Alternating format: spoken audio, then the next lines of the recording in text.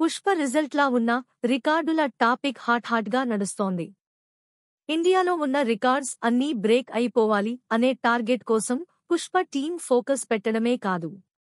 Rajamouli, Mahesh movie వచ్చే వరకు పుష్ప నెలకొప్పే ఫస్ట్ డే రికార్డ్ బ్రేక్ కాకూడదన్నట్టు రంగంలోకి దిగుతున్నారు.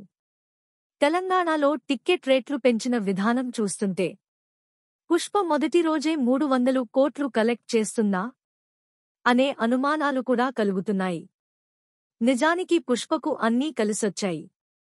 టిక్కెట్ రేట్లు భారీగా పెంచుకునే chance, benefit shows, extra shows వేసుకునే వెసులుబాటు ప్లస్ కానుంది.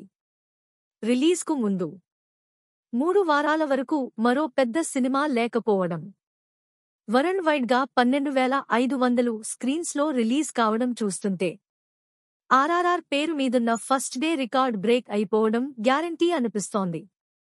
అయితే మొదటి రోజు ఎంత కలెక్ట్ చేసే ఛాన్స్ ఉంది అనే చర్చలు మొదలయ్యాయి.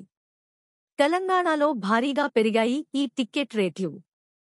సినిమా రిలీజ్ అయిన 19 రోజుల వరకు పెంచుకునే పర్మిషన్ ఇచ్చారు.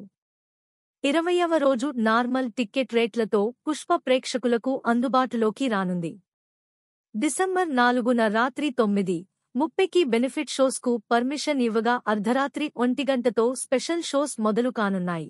బెనిఫిట్ షో టిక్కెట్ రేటు రూ.800గా ఉండనుంది. 5 నుంచి 8 వరకు సింగిల్ స్క్రీన్స్లో రూ.150, మల్టీప్లెక్స్లో రూ.200 పెంపు. 9 నుంచి 16 వరకు సింగిల్ స్క్రీన్స్లో రూ.105, మల్టీప్లెక్స్లో రూ.150.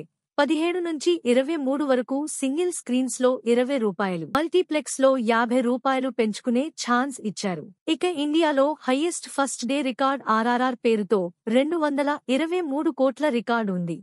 10,200 థియేటర్స్లో ఆర్ఆర్ఆర్ రిలీజ్ కాగా 12,500 స్క్రీన్స్లో పుష్ప విడుదల కానుంది. దీంతో పుష్ప 2కి వరల్డ్ వైడ్ ఫస్ట్ డే 300 కోట్లకు పైగా వస్తుందని అంచనా వేస్తున్నారు.